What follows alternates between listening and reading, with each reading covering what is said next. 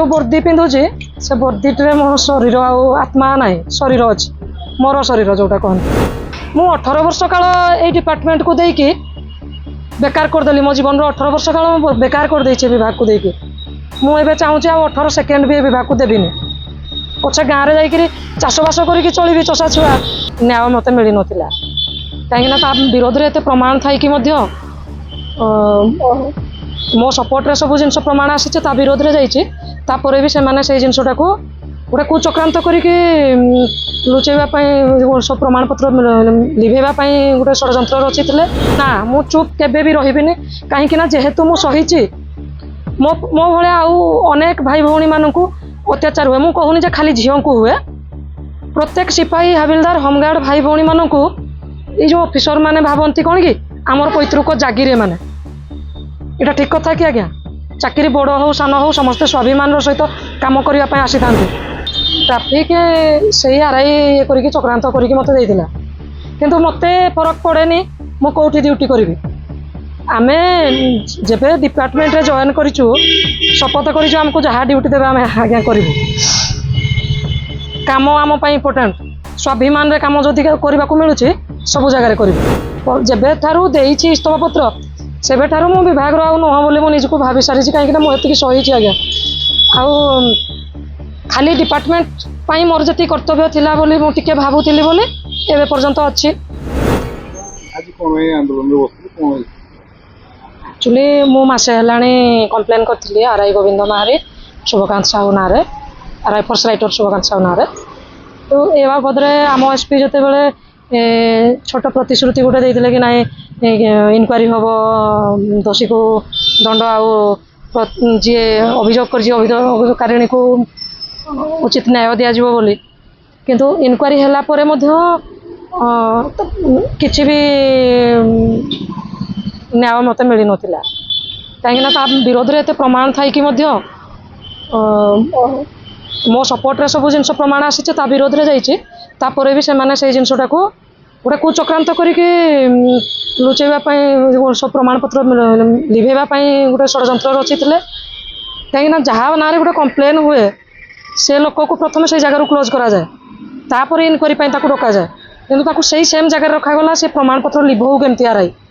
जो जगह थी ये सब अभियोग होता मो सहित अन्याय अत्याचार होता से लोक को सही जगह पुणी रखाला फोर्स को डरवा धमकेवा सहित जिते ऑफिशियली प्रमाण पत्र सब से लिखापी चेष्टा कर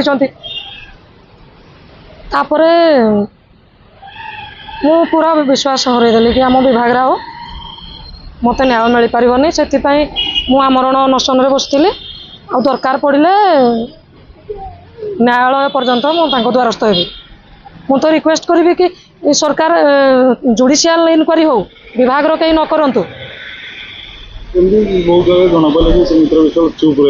ना मु चुप केबे भी रही कहीं जेहेतु मु सही मो भाया अनेक भाई भौणी मानू अत्याचार हुए मुझे कहूनी खाली झील को हुए प्रत्येक सिपाही हाबिलदार होमगार्ड भाई भौणी मानू ये जो ऑफिसर माने भावती कौन कि आमर पैतृक जागिरे माने यहाँ ठीक कथा कि आज्ञा चाकरी बड़ हो सान हो समस्ते स्वाभिमान सहित कम करने आसी था ना कौन किंतु से मन गोटे भूल धारणा अच्छी काम व्यतीत अलग कथा कहवा यहाँ ठीक कथा नुह ट्राफिक से आरआई ये करके चक्रांत करके मत देता किंतु मत फरक पड़ेनी मु कौटी ड्यूटी करी आमे जेबे डिपार्टमेंट रे जॉइन करिचु शपथ करिचु हमको जहाँ ड्यूटी देबे आमे आज्ञा करिवु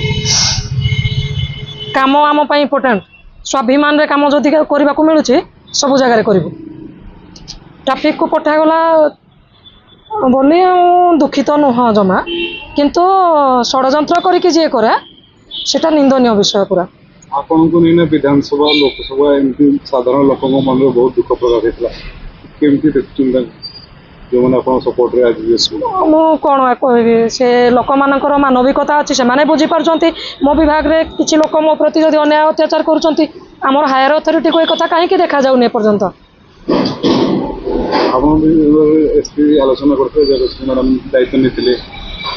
तांकु भी इनक्वारी रे बसिक मु सपोर्ट करी मु जेबे थारु देइछि इस्तफा पत्र सेबे ठारु मु विभाग रो नुह बोली मु निजको भाभी सारी कहीं मु एतिकी सही आज्ञा ଆଉ ଖାଲି ଡିପାର୍ଟମେଣ୍ଟ ପାଇଁ ମୋର ଯେତିକି କର୍ତ୍ତବ୍ୟ ଥିଲା ବୋଲି ମୁଁ ଟିକେ ଭାବୁଥିଲି ବୋଲି ଏବେ ପର୍ଯ୍ୟନ୍ତ ଅଛି। ଆଉ ତାଙ୍କୁ ସହଯୋଗ କରିବା ପାଇଁ ଇନକ୍ୱାରିରେ ହେଉ କି ଯେକୌଣସି ଯାହା ସାହାଯ୍ୟ ସହଯୋଗ ମୋ ତରଫରୁ ଡିପାର୍ଟମେଣ୍ଟକୁ ହେଉ କି ସାଧାରଣ ଜନତାଙ୍କ ପାଇଁ ହେଉ ମୁଁ ସାହାଯ୍ୟ କରିବି ବୋଲି ଅଛି। କିନ୍ତୁ ତାପରେ ବି ମୁଁ ଏଇ ଯେଉଁ ବର୍ଦ୍ଦି ପିନ୍ଧୁଛି ସେ ବର୍ଦ୍ଦିଟିରେ ମୋ ଶରୀର ଆଉ ଆତ୍ମା ନାହିଁ, ଶରୀର ଅଛି, ମୋର ଶରୀର ଯେଉଁଟା କହନ୍ତି। ଯେବେ ପ୍ରଥମେ ପୋଲିସ ଯୋଗ ଦେଇଥିଲେ କିନ୍ତୁ ଆଜିକା ଦିନରେ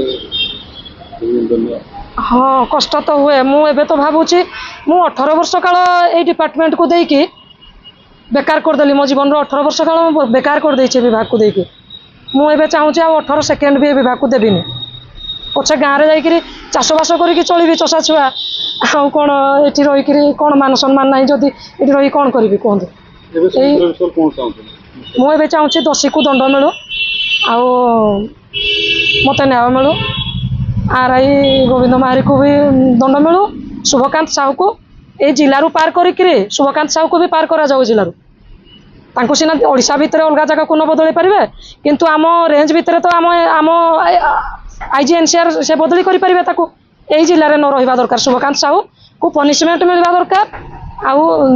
ତାଙ୍କୁ ବିଭାଗୀୟ କାର୍ଯ୍ୟାନୁଷ୍ଠାନ ହେବା ଦରକାର। ସବୁ ପ୍ରମାଣ ଯେହେତୁ ହେଇସାରିଛି ସିଏ 2 ଜଣ ଯାକ ବିଭାଗୀୟ କାର୍ଯ୍ୟାନୁଷ୍ଠାନ ହେବା ସହିତ ଦଣ୍ଡ ମିଳିବା ଦରକାର। ଖାଲି ବଦଳି କରିଦେଲେ ହେବନି। ତାହେଲେ ଯାଇକି ଲୋକ ବୁଝିବେ ଯେ ଦଣ୍ଡ ବ୍ୟବସ୍ଥାରେ କିଛି ଗୋଟେ ଅଛି ଡିପାର୍ଟମେଣ୍ଟର, ନାଇଁ କି?